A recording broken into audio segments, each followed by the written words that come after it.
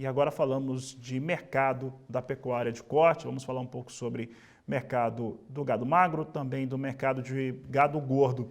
E o que a gente tem observado é uma situação que está muito relacionada à demanda por carne bovina brasileira, que traz um volume de exportação que segue muito intenso quando se compara ao mesmo período sazonal do último ano, então junho com junho, e também é intenso sobre a valorização dessa tonelada de carne bovina exportada, que é mais alta. Ela é mais alta frente ao mês passado e ela é bem mais elevada do que aquele preço praticado há um ano. Além disso, nós estamos na segunda quinzena e os valores no Brasil em relação a boi não tiveram redução. Mas quem vai conversar conosco sobre o assunto, explicar como é que o mercado tem se posicionado, é a Isabela Cavalcante, que fala conosco direto de Cuiabá, lá no estado do Mato Grosso, falando com a gente aqui um pouco a respeito do tema.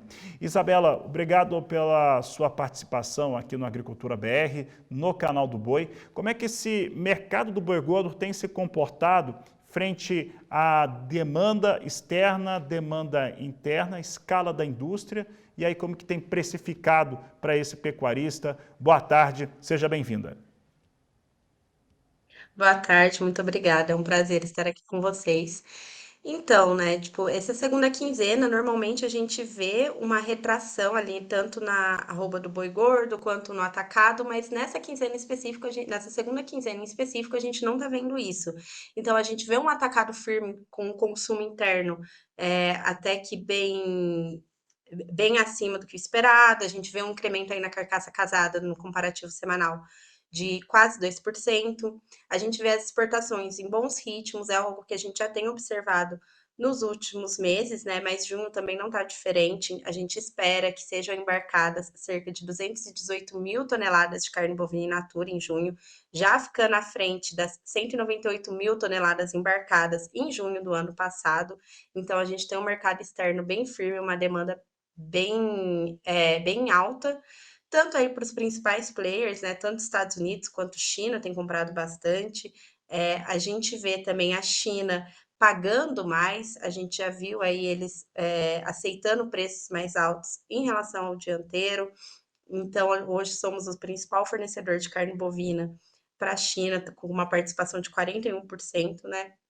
E tudo isso faz com que o nosso mercado interno, arroba do boi gordo, fique sustentado por uma segunda quinzena do mês, o que não é algo muito usual. Então, a gente vê aí uma recuperação gradual da arroba. Maio a gente fechou com uma média mensal de R$ 308 por arroba na Praça Paulista. Hoje, a parcial de junho, a gente já vê a 312. Então, a gente vê aí uma recuperação, não de forma muito expressiva, mas uma recuperação gradual. Então, a demanda externa e também uma demanda interna que está aquecida tem sustentado essa arroba do boi gordo. As escalas aí a gente vê em 7 dias úteis na média nacional. O ano passado a gente via nesse mesmo período em torno de 10, 12 dias úteis, então a gente já vê uma redução no comparativo anual, né? E se formos comparar com maio, também tem uma redução, sendo que maio ficou ali em torno de 10 dias úteis.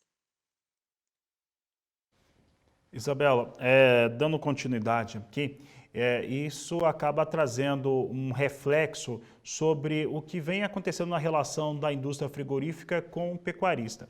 Nas fazendas, nós temos um movimento natural para essa época do ano. Se a gente pegar aqui, principalmente mais a região centro-sul, mais ao sul, se a gente pega São Paulo, Mato Grosso do Sul, nós estamos com temperaturas bem mais baixas, né?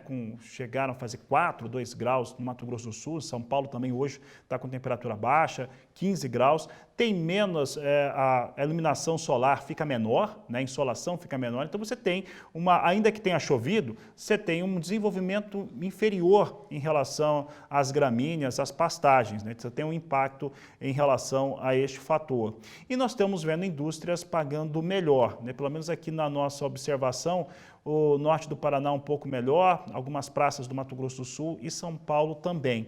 Como é que isso tem refletido na necessidade do produtor rural e como que ele consegue segurar esses animais no pasto, na fazenda, relacionado à escala dessa indústria frigorífica? Não, a gente vê que essas últimas semanas aí a gente vê ainda um clima que está ajudando, né, o pecuarista a segurar esse gado, mas para o próximo mês a gente talvez não consiga enxergar essa movimentação continuando, porque como você disse, a gente já vê um clima um pouco mais frio, isso vai piorar as pastagens, fazendo com que o pecuarista comece a querer escoar mais esse gado que até então ele está conseguindo segurar. Então, para julho, talvez a gente já não consiga ver esse incremento tão gradual, igual a gente viu em junho, acontecendo para arroba no mercado. A gente olha para esses dados, para essas informações que você passou, a gente pensa em gado magro, na precificação desse gado magro e também como está sendo planejado, pensado confinamento no Brasil e também as suas margens. Como é que tem sido essa valorização do gado magro que não parou de se valorizar durante o ano de 2025? Tanto o boi magro quanto o bezerro, a gente já vê uma valorização bem expressiva em comparação, se a gente pegar aí os primeiros 6 meses, né, do ano, a gente já vê uma valorização bem expressiva. Quando a gente vê, falando um pouco do bezerro antes, né, comparando com a mínima, que atingiu a mínima do preço em junho de 2024, com o preço que foi consolidado em maio, a gente vê uma valorização de 32%. Então, já tem uns bons meses que o gado de reposição está valorizando e o boi magro está seguindo também esse mesmo caminho. Então, eu acredito que nos próximos meses a gente vai continuar vendo essa valorização e o custo, né, com essa reposição vai ficar cada vez mais alto nos próximos meses.